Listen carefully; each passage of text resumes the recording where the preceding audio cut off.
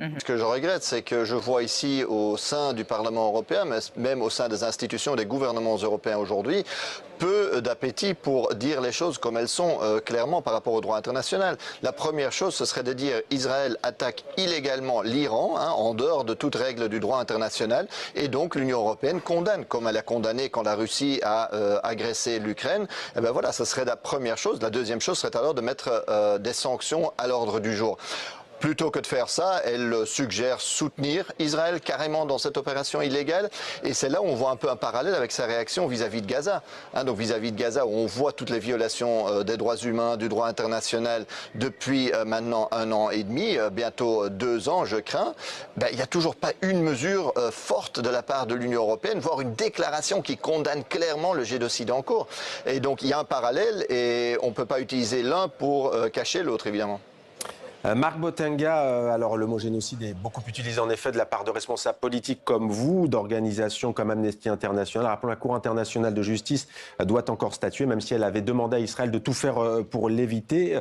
Est-ce que pour vous, il faut suspendre l'accord d'association qui lie l'Union européenne à Israël? Il y a eu des débats visiblement très vifs dans l'hémicycle aujourd'hui à Strasbourg sur cette question. C'est un accord qui offre des avantages commerciaux notamment aux autorités israéliennes.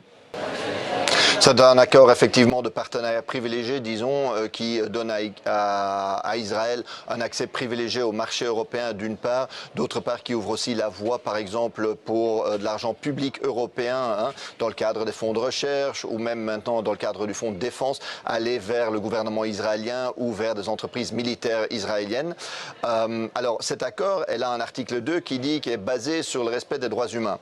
Or, s'il y a encore des politiciens qui, pour des raisons partisanes, nient le concept de génocide, malgré ce que dit la Cour internationale de justice, les organisations humanitaires, etc., je pense qu'aujourd'hui, personne avec un minimum de décence puisse encore nier le fait qu'il y ait des violations des droits humains à Gaza et en Cisjordanie, donc dans l'ensemble de la Palestine. Or, si l'accord le dit, la chose logique, le seul pas à franchir serait de suspendre cet accord, comme l'accord même le demande.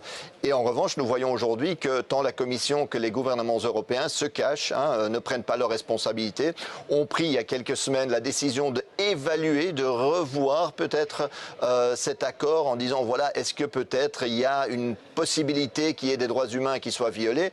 Mais franchement, il suffit de regarder l'actualité même des derniers jours où des gens qui font la queue pour de la farine, pour de l'aide alimentaire, se font tuer, se font tirer dessus, pour dire que c'est une farce d'aujourd'hui encore prétendre, d'ailleurs je pense qu'il n'y a personne qui le prétend, qu'Israël respecte les droits humains en Palestine.